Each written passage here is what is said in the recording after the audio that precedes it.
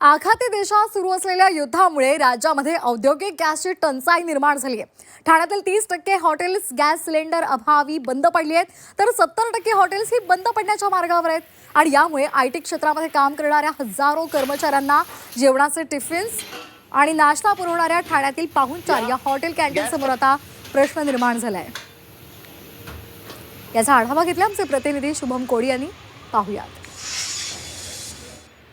या गॅसचा साठा जर त्यांच्याकडे उपलब्ध झाला नाही तर हे हॉटेल देखील बंद होण्याच्या मार्गावरती आहेत. काय नेमकी सध्या हॉटेलची परिस्थिती आहे आपण जाणून घेणार आहोत. आपल्यासोबत हॉटेलचे मालक आहेत. सर, मोठा फटका आता हॉटेल मालकांना पाहायला मिळतोय.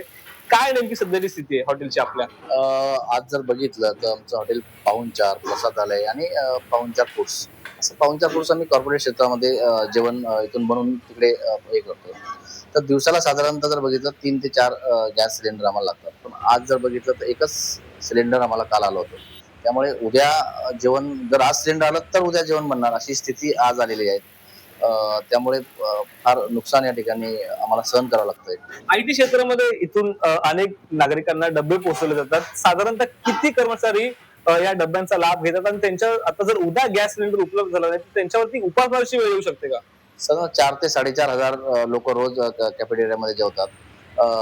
जर उद्या जर गॅस सिलेंडर अवेलेबल नाही झाला तर तसं आम्ही कंपनीला मेल सुद्धा करूयात किंवा होऊ शकत नाही. तर हे सगळं सिलेंडरवरती अवलंबून आहेत. त्यामुळे साधारणतः 5-6 वाजेपर्यंत कळेल की आम्हाला सिलेंडर भेटणार आहे की नाही. परंतु त्याच्यावर उपासमारीची वेळ येईल? नाही, कंपनी त्यांना घरून डबे आणायचे सांगेल. तसंही त्यांनी तशी उपाययोजना केलेलीच आहे. या गॅस उपलब्ध नसल्याचा फटका जो आहे तो या हॉटेल मालकांना पाहायला मिळतोय.